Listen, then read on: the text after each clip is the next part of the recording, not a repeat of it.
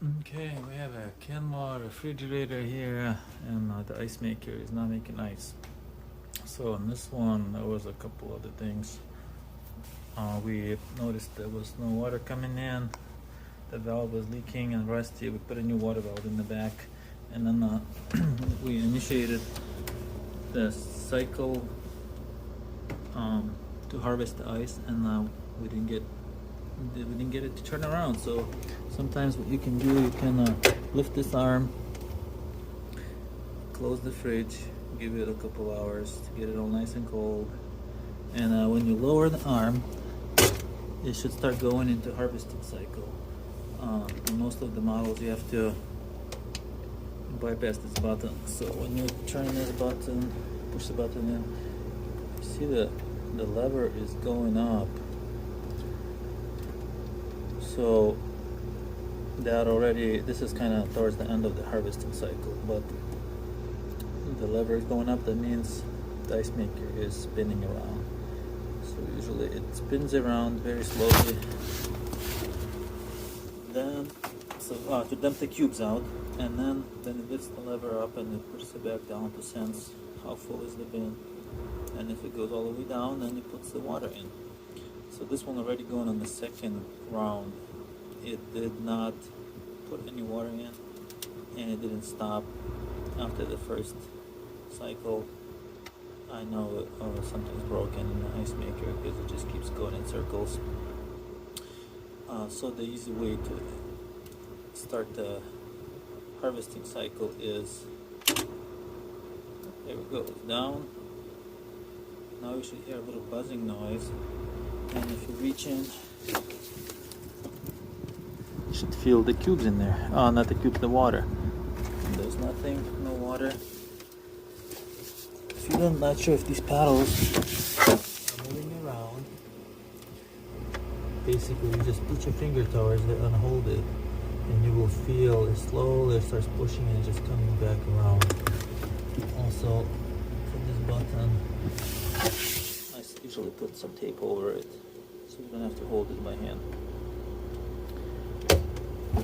There is another way how to start the harvesting cycle.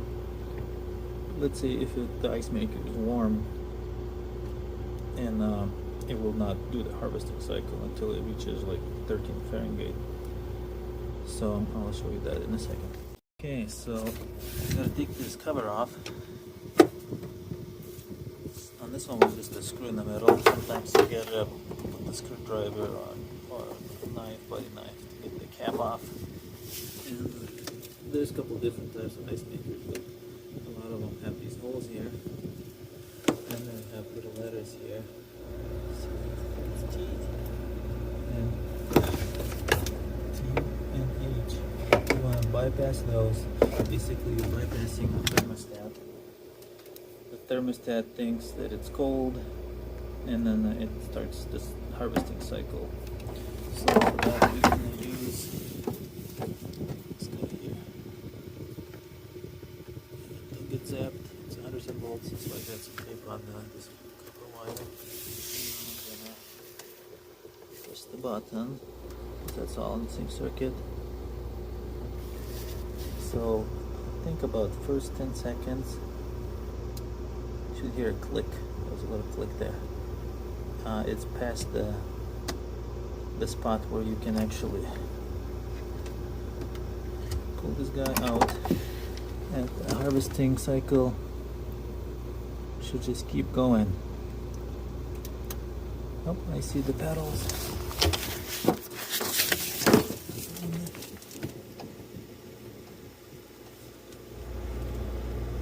Very slow, but these paddles are sinking. See, it just went down.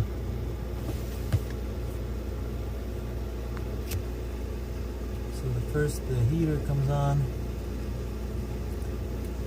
After a while it's spinning around, the mold gets hot. Paddles pushes the ice cubes out, and the sensing arc comes up, and then it fills it up with water. If it just keeps going in circles, or if it doesn't start, or if it comes around but there's water that doesn't come in, you know there's something wrong with the ice maker. I already replaced the water valve, so I know there's something wrong with the ice maker because we're not getting any water and it just keeps going round and round. So I'm on the third cycle. I'm gonna replace the ice maker. So there's 2 screws there, 1, 2, sometimes one underneath and one over there. 2 screws with the cable.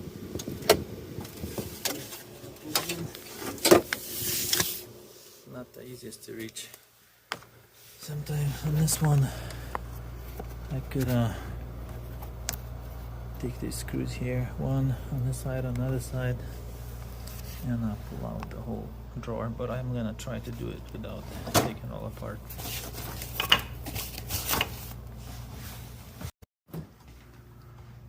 So the common type of fridge, the model number is right here. This, I think Whirlpool makes this type of fridge too. This is the ice maker. We got, looks like a Whirlpool part. It's a part number for the ice maker. I just loosened up these screws. The ice maker can go up. I took the bottom one out. These two, I just loosened up with this. Clips. There we go.